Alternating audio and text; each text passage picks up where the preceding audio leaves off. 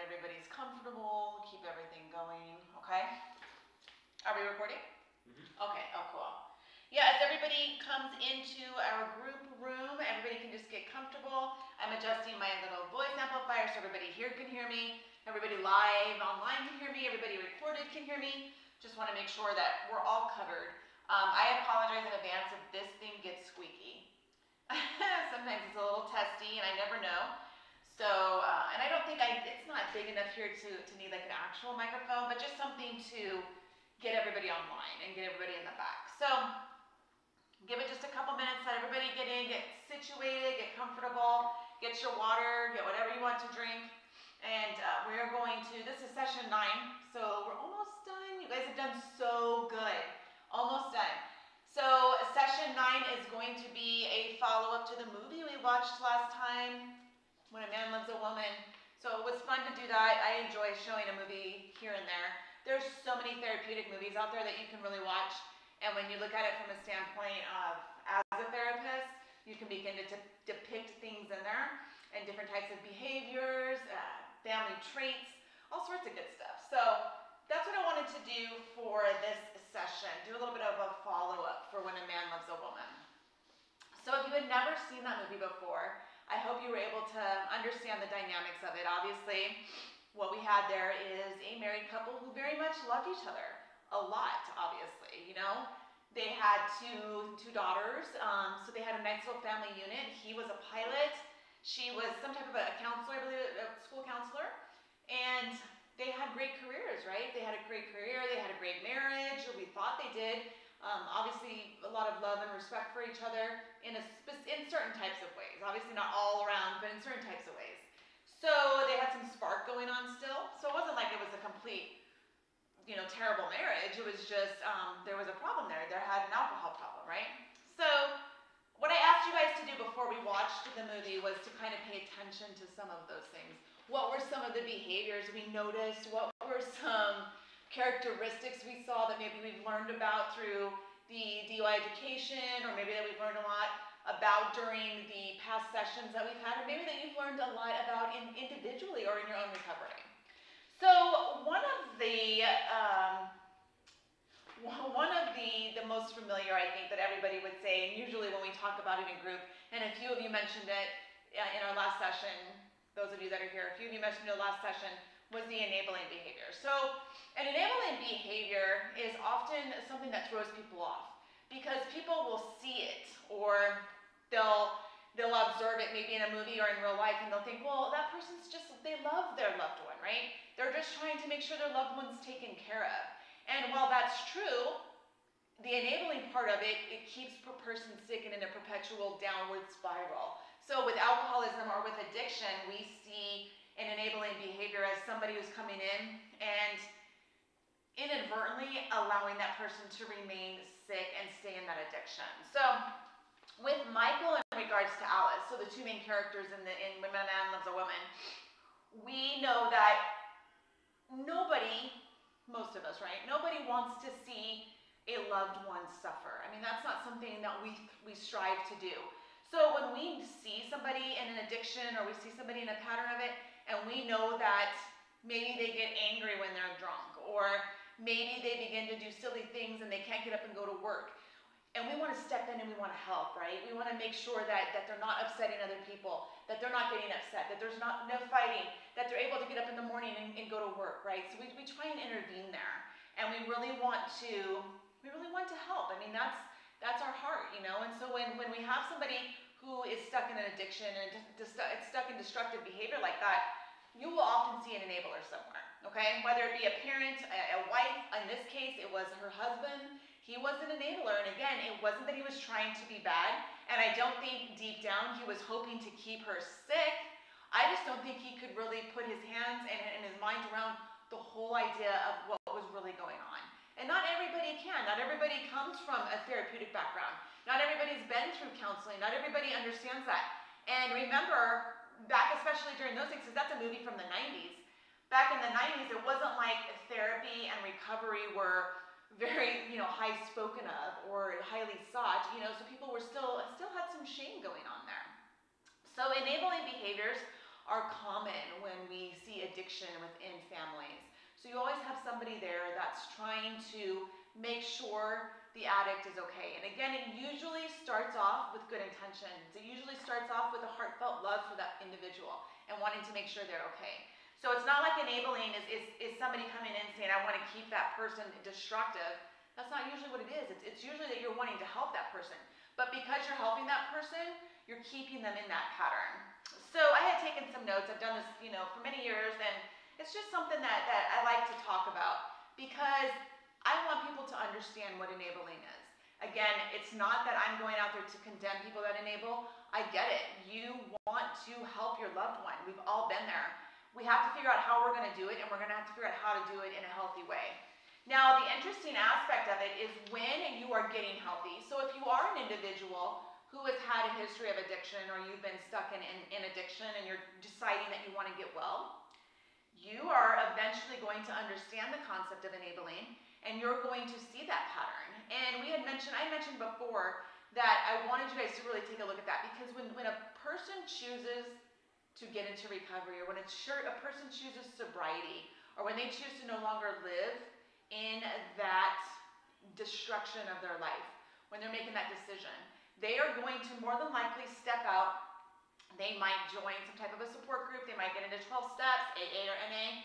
They might get personal one-on-one counseling. They may go to some type of smart recovery program. Whatever it is, when they're getting their help and all that interventions coming on, they begin to learn stuff, and they begin to learn the concept of enabling. And generally what happens is when a person decides to stay in recovery and they really want that for their life, they are going to begin to see their loved ones and that enabling behavior. And that's where it comes in. It becomes a challenge because you have the loved one who's used to taking care of the addict, and now that dynamic is changed, and that enabling person no longer has to do those things. So some of the enabling behaviors that we saw, for example, in this movie, one of them was when he would take care of her, right? So he basically was kind of wringing her out when she would get so drunk and belligerent and she'd have to pass out and go to bed, right? He would be there to take care of her. He'd even kind of go against the kids even though they weren't doing anything wrong, right? He would engage in some of the behaviors that were fun when they had been drinking, when they were sitting on top of the car throwing eggs, right? Not only is it illegal to throw eggs, then they were enjoying it. He actually was participating in it. So he kind of felt maybe that if you can't beat them, you join them. So at that point, that became very enabling. He actually, again, I don't think that, obviously it's an actor and it's a movie, but in real life, I don't think necessarily people always understand that they're rewarding the addiction. But when he took her to Mexico, that's a rewarding behavior. He wanted her to get away. He knows she needed some time. She needed a little break. And it was a reward, right? So it continued, and she, of course, drank there. Several other incidents that he had to intervene and jump in when she fell and could have drowned. There's just so many examples of where his enabling behavior was present. And that doesn't mean that he shouldn't have saved her when she was drowning. So we have to understand that obviously we want to get them out of a life-threatening situation. But the fact is that sometimes an enabler will inadvertently put a person into that situation, and then they come in and they help them get out of that situation, or they help maintain so everything is okay, so she can be okay for work, so she can get to her job, so her life remains the same, regardless of the drinking patterns or regardless of the substance abuse and use.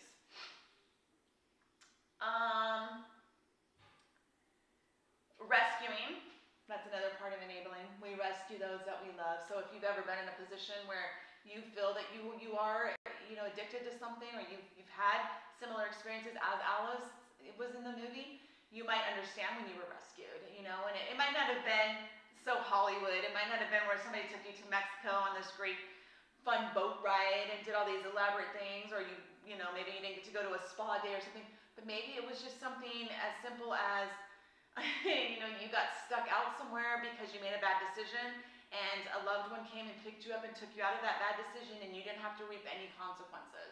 There's lots of rescuing types of behaviors that can happen.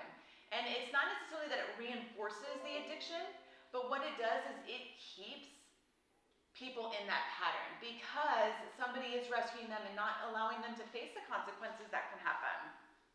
So that's definitely That's definitely behavior that we have to look at as we recover ourselves, as we get better and healthier. We want to always make sure that we are stepping back and looking at those who might have been enablers in our life. And again, it doesn't mean that they're bad people. They generally love us, right? But we have to be able to now to step out and say, hey, I'm getting better. I want you to get better. And that's why we're doing a little bit more intense stuff on the family, because when I say addiction is a disease, I don't necessarily mean of it as a disease like cancer, right? I mean it's a disease in the way it progresses. So if you've ever been sick or you've even got the flu, generally your first day you might feel like, you don't feel good. And then the second day, maybe you feel okay, but then by that night you're feeling a little worse, right? So there's some progression in a disease or a sickness. Well, there's a progression in addiction. And that's why it looks like a disease. It doesn't necessarily mean that you wake up one day and all of a sudden you have this addiction disease, right? It's been progressing. So when we look at it as a family disease, that's what we see. Everybody in the unit progresses like that. So if you have a rescuer or you have an enabler, they're going to continue to stay in that pattern as well, because that's the whole concept of how this works. That's how the lie of the addiction operates. And then we become so comfortable where we've been and what we've been doing that we don't even recognize it anymore. So when somebody does step out and gets healthy and starts getting in recovery, it can be challenging for the other family members. So at our last session of this whole treatment program, we definitely will talk about 12 steps. I know you learned that in your education class too, but we're going to look at it a little bit deeper. We're going to look at them specifically. So there's AA, there's NA, there's Al-Anon, there's even Alateen, and there's Celebrate Recovery. There's so many different programs out there. And I'm not saying don't do your counseling, don't go to treatment centers, don't go to detox, because those all work together. I'm very holistic in the sense where I want to look at every little piece, and I think that everybody can bring a part to your recovery. So you might work with a counselor, and you might also have a sponsor, right? So you just do want to bring everybody in it, and you want to get as much going as you can, and think of it as a holistic procedure. So you just want to work on that. And that's also where you're going to be incorporating your family too. So I do like to spend time with my family about family session. In our family session, rather, I like to spend time really talking about how important it is in the family unit, because all of us, it doesn't matter even if we're single and we live alone, we still have family. We still have maybe a parent. We still have maybe we were married and we're divorced, but that ex-spouse is still involved because we have children together. We have to co-parent. There's still people involved in this, regardless of where you're at with your status, with your marital status or your living situation. There are still family members involved, and we want to make sure that as we get healthy, they understand that concept and they can get healthy too. So looking at the enabling behaviors, that's always so interesting to do. And that kind of brings us into codependence as a family unit. Codependence is definitely something that we see. So a lot of times, again, people just kind of get used to living a specific way. And because of that, it can be challenging to step out. And it doesn't mean that we're bad. It doesn't mean that everything is terrible. It just means that people are used to living like that, right? So a wife becomes used to, after 10, 15 years of marriage, of her husband coming home drinking and getting absurd or sometimes even abusive. I mean, as unhealthy as that sounds and that looks on the outside, when you're on the inside of it, you don't recognize it because it's so engraved and because you've been living it for so long. And then, of course, you want to make that person better. You want to help that person, and you really feel that you're doing it from the bottom of your heart, so you inadvertently become an enabler. Let's look at some other areas too. So how can you tell the difference between a nurturing event, like if somebody needs something life-saving, versus enabling? So when we see, like I said earlier, when she's saved from drowning, although it's an enabling behavior because she fell in drunk, right? It's still life-saving. You have to do it, right? So we can look at that and we know that was needed, but at the same time, what led her to even being there, So we have to look at all the different variables that led her to being there from the beginning, which is a sad scenario when we look at it from a bigger perspective, right? When you step outside and you're watching that movie and you're like, wow, I never thought of those little things, And again, like I said, with them throwing the eggs and just having fun and him always being there, bringing the cup of coffee the next morning. Now, normally a spouse wants to bring their loved one something warm to drink in the morning, right? Or make them breakfast. And that's definitely a very loving and nurturing thing to do. And, you know, you have to be able to differentiate that. So if somebody's bringing their loved one a black coffee in the morning because they drank so heavily the night before and they passed out and they have a hangover today, and we have to make sure that they're not in a bad mood and insult our children, and that they're able to get up and get going to work, that coffee takes on a different meaning, okay? So that coffee is no more a symbol of, here, I love you. That coffee is more of a symbol of, here, sober up, get your life together, we gotta get going. You have a whole new day today, right? So instead of addressing that issue and saying, hey, let's talk about last night, it's a bypass of the whole situation, which goes back to our very first session of our treatment, is when we learned about different communication styles. So within addiction within families is something where we see poor communication styles, and it's unfortunate. But that's why we're in treatment, right? That's why we're learning the different methods and the more positive and optimistic ways that we can behave and that we can help our loved ones behave. All right, so again, an enabling behavior versus a life-threatening, I have to save them behavior. So let's say, for example, you have a loved one that, I don't know, gets in trouble with the police, right? Gets in trouble, maybe they did something super silly, maybe they did something as simple as disorderly conduct after they were drinking out in public. Maybe they were yelling, maybe they were told to be quiet and they didn't listen. Maybe they were just belligerently drunk and they were taken into custody. And they call you at 1 o'clock in the morning, and of course you're relieved to hear their voice because you didn't know where they were, and they tell you, hey, I've been arrested, come and get me. And so you say, okay, well, you know, what's the status? Are you being released? And they're saying, no, you have to come and bail me out, but I need you to come and bail me out. Well, an enabling behavior would probably be to bail them out. Because we know that something as not that it's not a big deal, but you know, if you're out and you're belligerent in public, it's not going to be a felony, right? Eventually that's going to kind of subside, but at the moment it could be a solid life lesson. So that's where I would look at that. So if you're looking at a life-saving, like pulling somebody out of a drowning pool because they blacked out or passed out and fell into a pool, that's different than enabling them and going and bailing them out of jail when they could actually stay the night and see the consequence through of what their behavior brought them to. So I hope you guys can understand that. If you can't, for example, if you can't, make sure you ask me. If you're watching live, you can send an email, you can put it in the chat bot. We have a little chat bot on our site. You can always call us, whatever it is you need. I hope that you're taking notes if you do watch online. Take notes, and if you have questions, call, because that's what treatment is for, right? We want to make sure that we're covering ourselves, and this is really your time to do that. You know, get yourself involved, learn all you can, and definitely apply it. All right, so I just want to see some more of my notes. Okay, so this is always good too. So if you remember in the movie when you're watching it, somebody goes up to Michael, right, and says, and I have this in quotes, "Your wife is a very comforting person." So in this movie, why do you think the screenwriter wanted to do that? And you know, I've heard lots of reasons why, and not everybody wants to share what their thoughts are on that, because most people don't even think about that. But when we're studying this movie as therapists, we look at those kind of things. And the screenwriter, we believe, wanted people to know that this was a trait that nobody saw in her, right? So she wasn't super comforting to her husband all that time. She wasn't necessarily the most comforting as a mom, and maybe here and there, but she wasn't an overall comforting individual. But yet when she got sober, she was willing to help them, right? She was willing to help her group of other people that she could empathize with, and that she wanted to you know, just give hugs to and help them know that they knew that she was there and listening to them. So, and also remember too, she was a school counselor, so she naturally probably had some empathy with inside her. But because of all the years of alcohol abuse and what it does to the body, what it does to the brain, that just kind of got shut down, and she didn't know it was still there.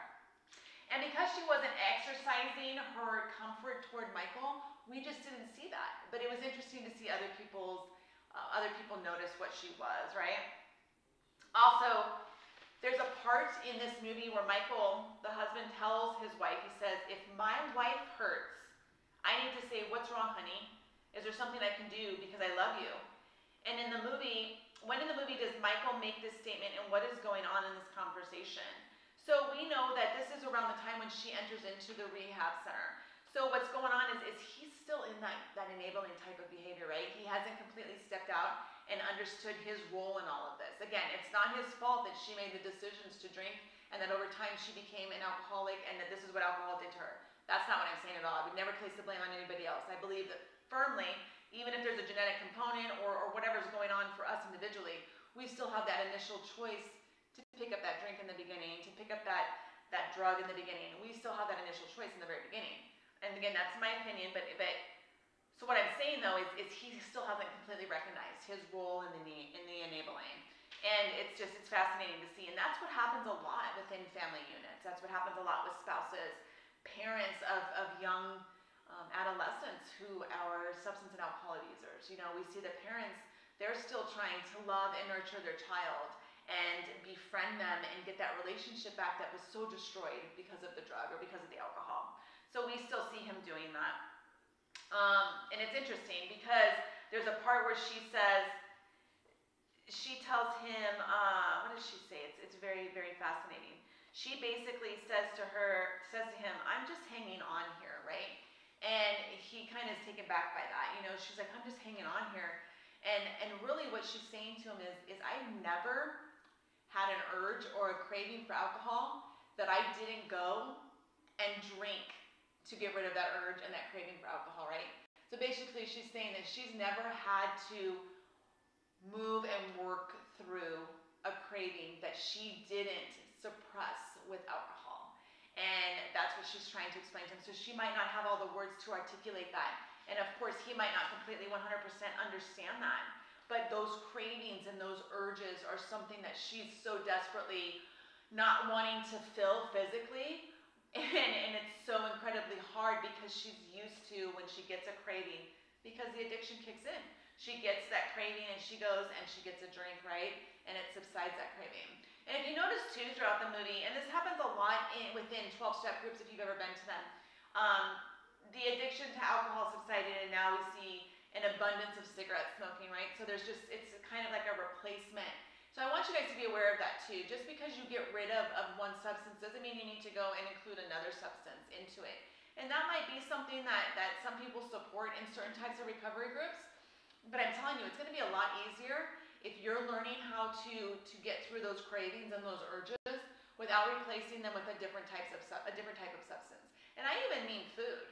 I'm not talking that food is an addiction either, because it certainly is, and it's something that we see as an acceptable addiction in society. People love food, right? And so it's acceptable to say, hey, I'm going to get some comfort food tonight and I'm just going to eat myself to peace. Well, we don't have to do that. We can certainly take up healthier habits when we're quitting a substance or when we're going in recovery, we're trying to stay sober. We can drink more water. We can eat healthier foods. We can replace those cravings and those urges with something healthy, because over time, as we've learned before, our body does grow nutrient dense from all the stuff that we've done to it. So replacing it with healthy things is going to be so much better than putting a cigarette in our mouth and now becoming addicted to the nicotine and the other substances that are within the tobacco and all that stuff. So, it's not uncommon to see that when you're in a 12-step group. All right, very good, very good. So I'm glad that we've had the time to talk about that. I know that our last session was a little bit longer in regards to no breaks and not stopping and talking about things. So I'm just kind of doing a wrap up for this session. It doesn't need to be super long because we had an extension in session 8. So session 9 is always just a wrap up of the movie, cover the main points, see the highlights, allow you to get a different perspective of what actually goes on in the movie and just how well done that movie really was. Again, I don't know if that was always the intention back in the 90s when they did it, but it really is such a great movie to watch. And I know it's older film and there's older music and there's things like that. It's a dated movie, but at the same time, the premise is still the same, right? And all the modalities, all the dynamics are still there. So it's always great to see. So I'm going to let everybody go early tonight today because I just want everybody to know that this is always just a wrap up of our movie. Again, if you have questions, you let me know. We have one session left, and it's going to be a great resource section, kind of wrapping up what we've done the last 9 sessions. and then taking a deeper look into different types of recovery plans, detoxification centers, treatment facilities, all around Arizona. So it's something that you do learn in the education, but we're gonna look at it more focused. So again, if you guys have any questions, just let me know. I'm gonna walk over to stop the camera, but you guys that are